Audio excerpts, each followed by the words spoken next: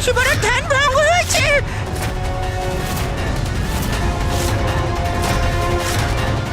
ঋষিবরকে দেখে মনে হচ্ছে প্রচন্ড ক্রুদ্ধ হয়ে আছেন। মনে হয় এর পরিণাম অশুভ হতে চলেছে। দুঃসাহসী কাক, আমার ধ্যান ভঙ্গ করার সাহস কি করে করলি তুই? এক্ষুনি যা এখান থেকে। আমি বললাম না আমার কমণ্ডলু থেকে দূরে যা। আমার শীঘ্রতার দ্বারা নয়, বরং বুদ্ধির দ্বারা কাজটা সম্পন্ন করতে হবে।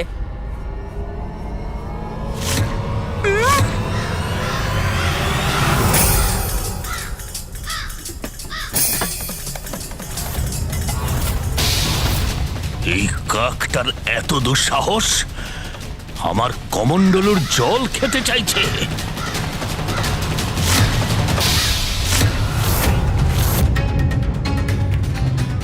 আমার এই চিন্তা যেন সত্য না হয়। ক্রোধের বশে যেন ঋষিবর গণেশকে দণ্ডিত করার জন্য কোনো অভিশাপ না দেন। গণেশ, ঋষিবরকে আর ক্রোধিত করো না। এক্ষুনি ফিরে এসো, উড়ে যাও ওখান থেকে।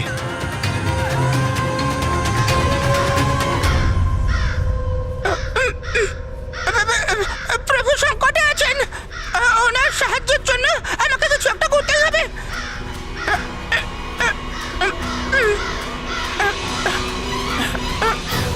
আমাকে ক্ষমা করুন প্রভু, আমার তো ঋষি অগস্ত্যের ভয়ের কারণে পা সরছেই না, এগোতেই পারছি না আমি।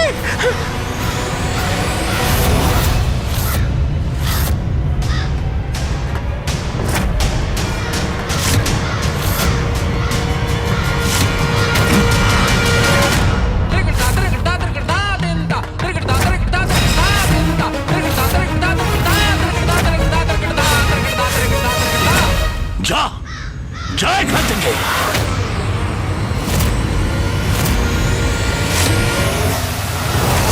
প্রভু, আপনি নিজের ভারসাম্য বজায় রাখার চেষ্টা করুন। প্রভু তো দেখছি নিচের দিকেই পড়ে যাচ্ছেন। চিন্তা করবেন না প্রভু, আমি যাচ্ছি, আপনাকে ধরার চেষ্টা করছি। ভয়ের কিছু নেই প্রভু, আমি আসছি। প্রভু দাঁড়ান।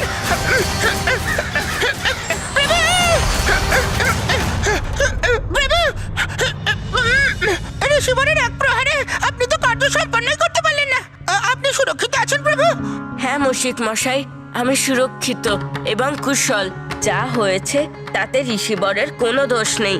উনি তো কেবল কমণ্ডলু সুরক্ষিত করার জন্য নিজের হাতের দ্বারা আমাকে দূরে রাখার চেষ্টা করছিলেন, আর ওনার হাত আমার পাখনায় লেগে যায়, যে কারণে আমি দূরে আকাশে চলে যাই। সুরক্ষিত আছে আমার পুত্র গণেশ। প্রভু, আমি অনুরোধ করছি, আপনি এখন এখান থেকে চলুন। মহাদেব, মাতা পার্বতী ও কুমার কার্তিকের সাথে আলোচনার মাধ্যমে মা লোপামুদ্রাকে নদী রূপে প্রবাহিত করার জন্য আরো কোনো আলোচনার মাধ্যমে উপায় বার করতে হবে প্রভু। এখন আর এখানে থাকা আমাদের উচিত হবে না। ঋষিবরের এই ক্রোধ থেকে বাঁচা অসম্ভব প্রভু। সবাই বৃথা চিন্তা করছে। নিজের দায়িত্ব সম্পর্কে গণেশ অত্যন্ত সচেতন। ও খুব ভালোভাবেই এই সংকটের সমাধান খুঁজে বের করবে।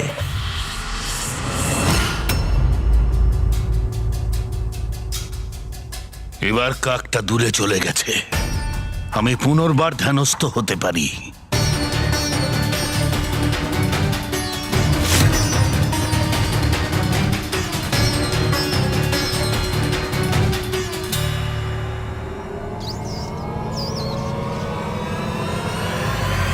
না মুশিক মশাই, আমাদের উদ্দেশ্য সম্পূর্ণ না করে আমরা কখনোই ফিরতে পারি না।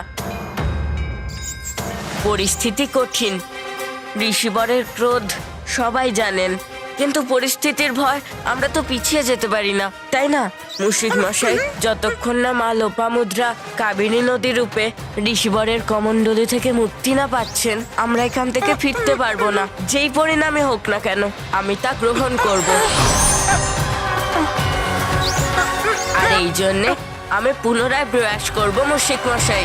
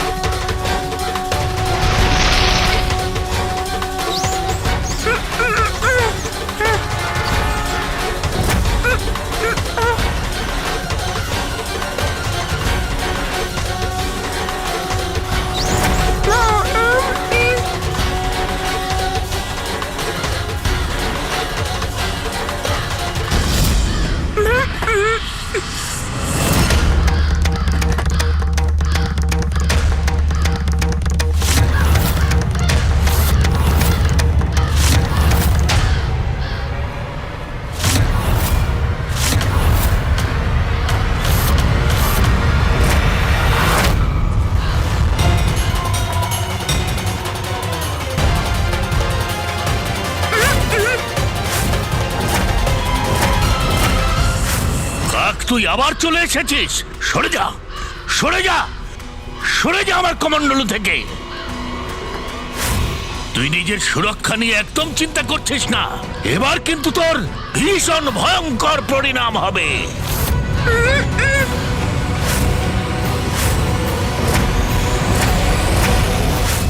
যা যা যা এখান থেকে। কাক, তুই আমার কথায় কর্ণপাত করছিস না। চলে যা এখান থেকে।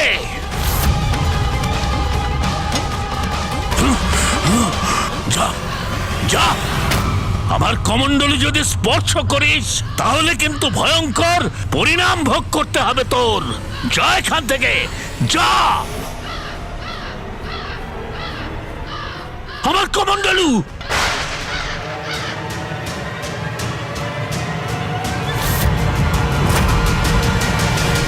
উদ্ধত কাক, এই কমণ্ডলুকে আমি সুরক্ষিত জায়গায় রেখে তোর এই দুষ্কর্মের কঠিনতম দণ্ড দেব আমি।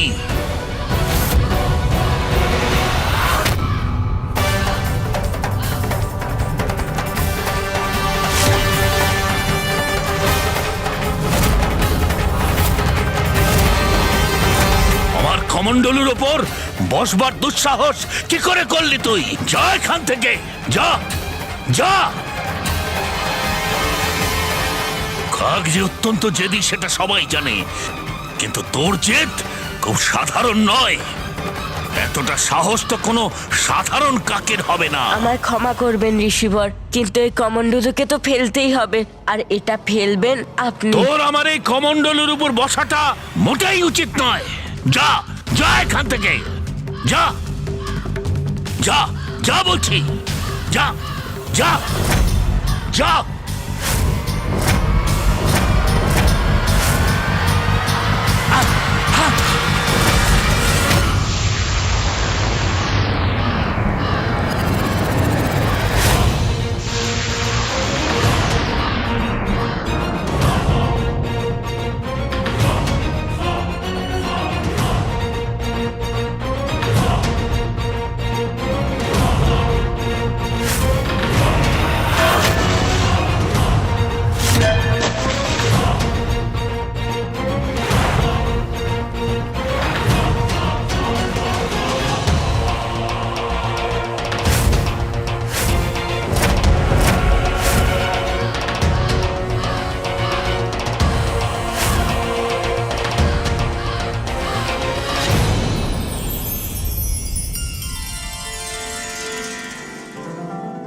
মাতা, আপনি এখন কমণ্ডলু থেকে মুক্ত। হ্যাঁ মাতা লোপামুদ্রা, আপনার স্বামী ঋষি অগস্ত্য নিজ হাতে আপনাকে প্রবাহিত হওয়ার সংকেত দিচ্ছেন।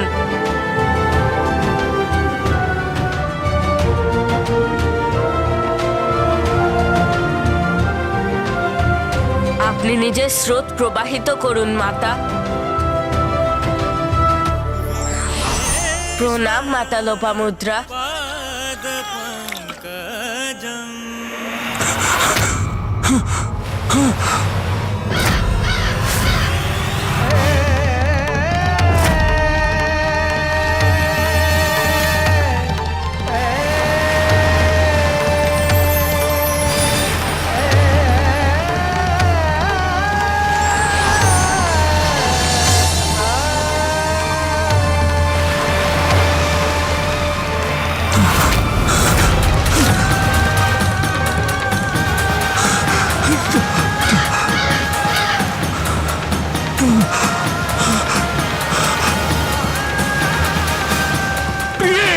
লোপামুদ্রা!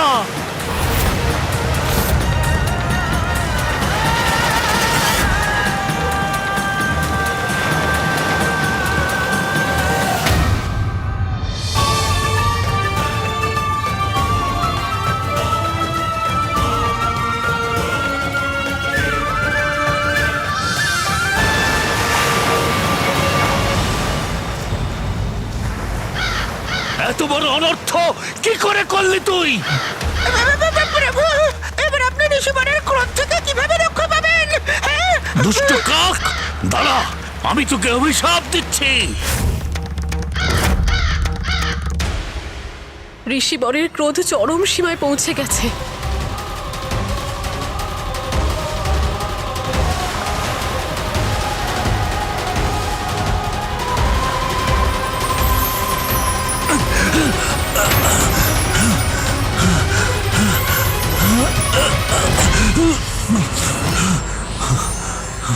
ঋষি অবস্থ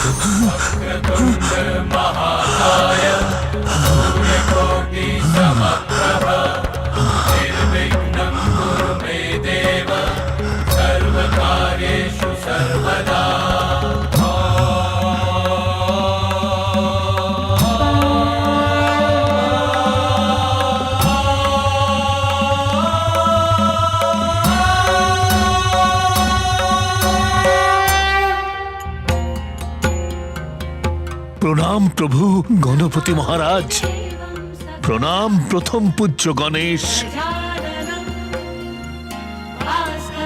আমারই অনুপ্রেরণায় জগতের কল্যাণের জন্য গণেশ আপনার কমণ্ডলুতে আবদ্ধ কাবেরী নদীকে মুক্ত করিয়ে তাকে প্রবাহিত করেছে। প্রভু, মোহর বশে আমি অত্যন্ত ভুল করেছিলাম। জনকল্যাণে আমি বাধা সৃষ্টি করেছিলাম, নিয়তিকে আমি বন্দি করেছিলাম। আর এটাও আমি বুঝতে পারিনি যে কাক রূপ ধারণ করে প্রথম পূজ্য গণেশ স্বয়ং আমাকে সঠিক কাজ করবার সংকেত দিচ্ছিলেন। আমাকে ক্ষমা করে দিন প্রভু, আমাকে আপনি ক্ষমা করে দিন, ক্ষমা করে দিন মহাগণপতি, ক্ষমা করুন প্রভু। আমি অত্যন্ত লজ্জিত প্রভু, অত্যন্ত লজ্জিত, আমাকে ক্ষমা করে দিন প্রভু। একজন ঋষি, একজন তপস্বী হয়েও আসক্তি থেকে আমি নিজেকে মুক্ত করতে পারিনি। সর্বদা জনকল্যাণই আমার উদ্দেশ্য ছিল, কিন্তু আসক্তির কারণে আমি তাতে বাধা সৃষ্টি করেছিলাম। সবাইকে সুখ প্রদানকারী, পৃথিবীকে জলসিঞ্চনকারী নদীকে আমি বন্দি করে রেখেছিলাম। অনেক বড় ভুল করে ফেলেছিলাম আমি প্রভু, অনেক বড় ভুল করে ফেলেছিলাম। আমাকে ক্ষমা করে দিন প্রভু, আমাকে ক্ষমা করে দিন, আমাকে ক্ষমা করে দিন, আমাকে ক্ষমা করে দিন প্রভু, আমাকে ক্ষমা করে দিন। আমার এই অপরাধ আপনি ক্ষমা করে দিন প্রভু।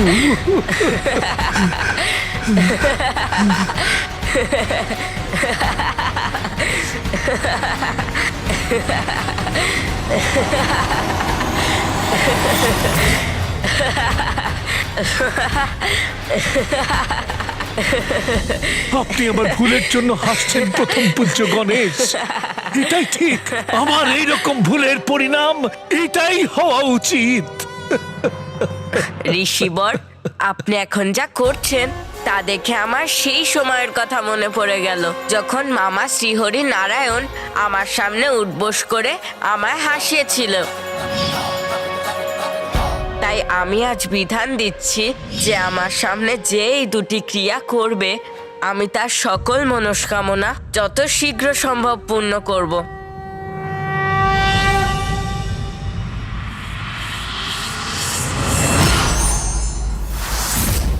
আর ঋষিবর, আপনিও আমায় ক্ষমা করুন। আমি কোনোভাবেই আপনাকে কোনো প্রকার দুঃখ দিতে চাইনি। অপরাধ তো আমি করেছিলাম প্রভু। আমি সাগরের জল পান করবার জন্য এখানে দুর্ভিক্ষ হয়েছিল প্রভু। সেই দুর্ভিক্ষ সমাপ্ত করবার জন্যই নদী প্রবাহিত করতে চেয়েছিলাম, কিন্তু পত্নী প্রেমের কারণে আমি নিজেই বাধা হয়ে দাঁড়িয়েছিলাম। এটাও ভুলে গিয়েছিলাম যে লোপামুদ্রার জন্ম দক্ষিণের এই দুর্ভিক্ষ দূর করবার জন্যই হয়েছিল। কিন্তু এখন তো ভুলের সমাধান হয়ে গিয়েছে। দেখুন না ঋষিবর, এখন তো নদী প্রবাহিত হচ্ছে।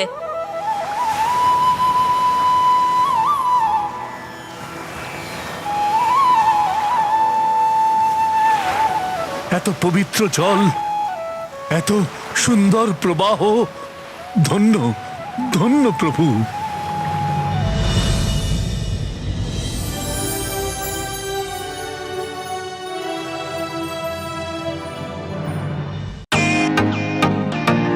Welcome to Biten world.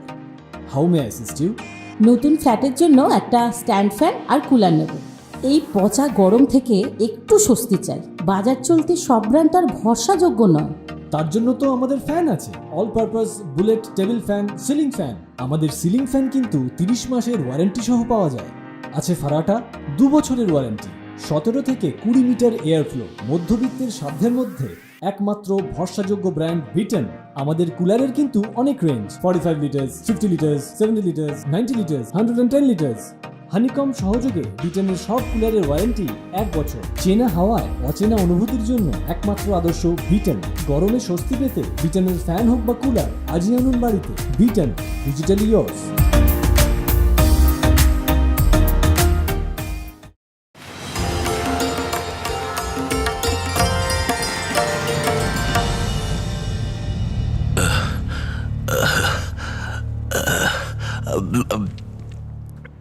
প্রভু,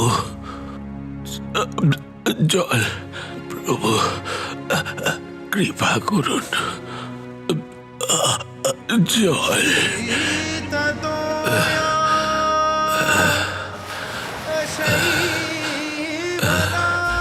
এটা আবার ভ্রম নাকি বাস্তব? বাড়িধারার শব্দ। परमानन्दे कुरु करुणामय कातरवन्दे तव तटनिकटे यस्य निवासः खलु वै। প্রভু, আপনি ধন্য। আপনি আবার প্রার্থনা শুনেছেন।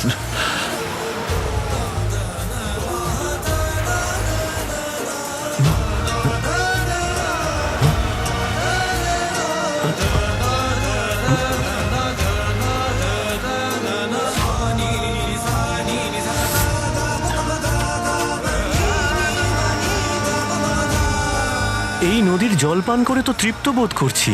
এবার আমরা আমাদের জীবনযাপনে নিশ্চয়ই সফল হব।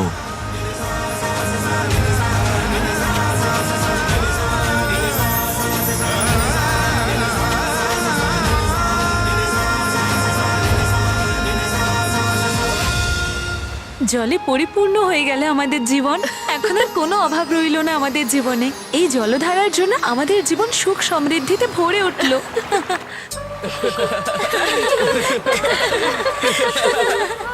এই আমার গেটে দিস না।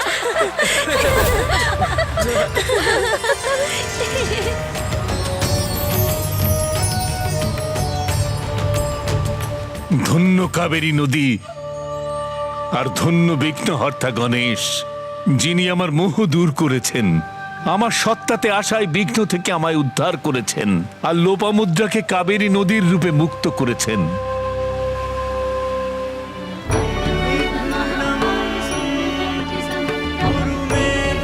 মা লোপামুদ্রার কাবেরী নদী রূপে প্রবাহিত হওয়ায় আমার কার্য সম্পন্ন হয়েছে। এবার দক্ষিণে কখনোই আর জলের অভাব থাকবে না। দেখলেন স্বামী, যা কেউ করতে চায়নি, যা কেউ করতে পারতো না, তা আমাদের পুত্র গণেশ করে দেখিয়েছে। ঘটনাক্রমে আমি মহাদেবের সামনে আমার দুশ্চিন্তার কথা ব্যক্ত করতে পারিনি, কিন্তু সবাই এখন এখান থেকে প্রস্থান করার পরে আমি আমার দুশ্চিন্তার কথা তাকে ব্যক্ত করব। হয়তো এখনো তেমন কোনো বিলম্ব হয়নি।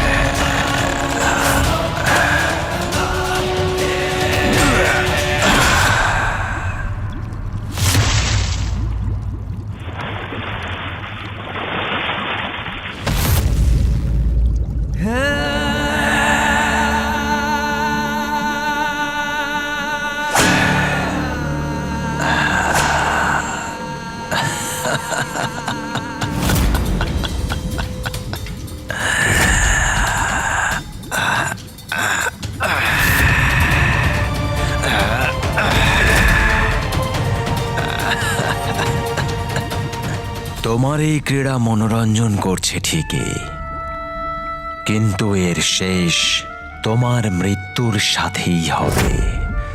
কারণ হলো সর্বশ্রেষ্ঠ জলন্ধরের থেকে কারোর বাঁচা একদম অসম্ভব।